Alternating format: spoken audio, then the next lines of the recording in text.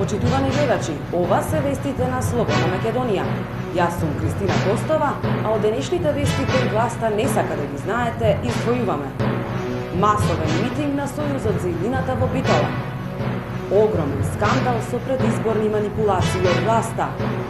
Антиженското владење на Груевски е неприфатливо, истакнува Шекеринска.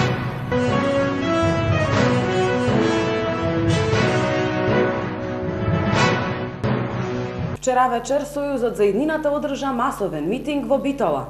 На битолчани покрај носителот на советничката листа на Сојузот за иднината Васко Ковачевски, Горан Милевски од ЛДП, председателите на НСДП и ВМРО Народна партија Петковски и Георгиевски, им се обрати и кандидатот за градоначалник на Битола Менде Диневски.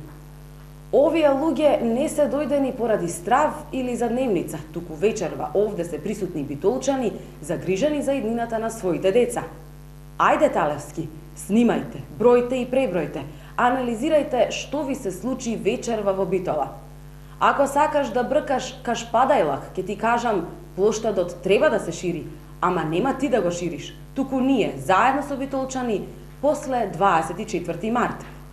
Вака од вчерашниот митинг се обрати кандидатот за градоначалник на Битола од Сојузот за иднината Менде Диневски, кој во почетокот на своето обраќање му ја испрати пораката на неговиот против кандидат Владимир Талевски. Лидерот на Социјалдемократскиот сојуз на Македонија и Сојузот за иднината Бранко Црвенковски на вчерашниот митинг на Сојузот за иднината во Битола им се заблагодари на граѓаните што цела зима беа на бедемот на демократијата, бранејќи го најмилото, слободата и демократијата во Македонија. На 24 во недела вие ќе гласате за локална власт, но бидете свесни дека во исто време со истиот ваш глас или давате или одземате легитимитет на тиранијата на Груевски и фамилијата.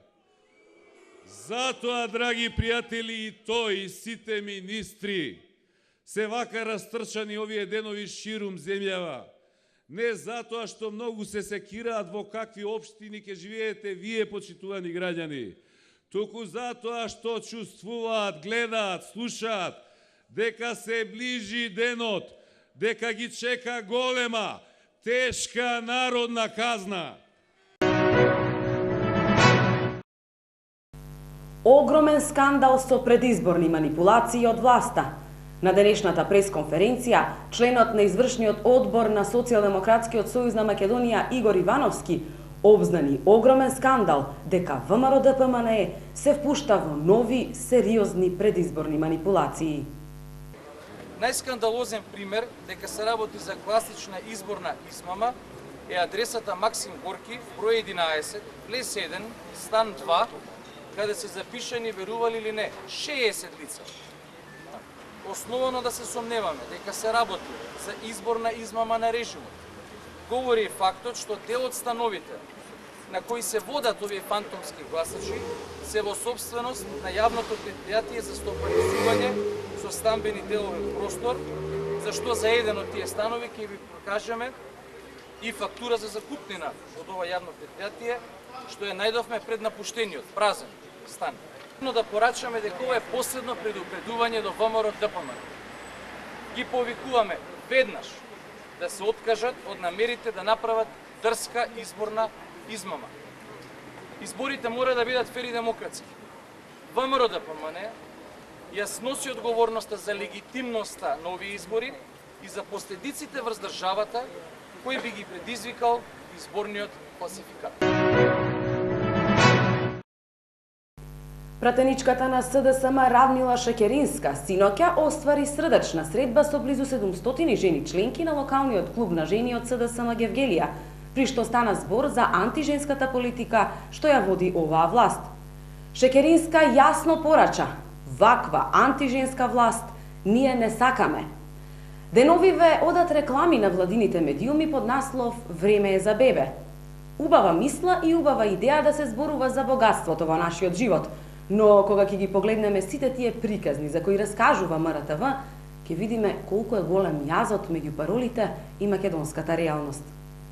Колку е голем јазот меѓу кампањите за многудетни семејства и проблемите со кои се сочуваат македонските жени.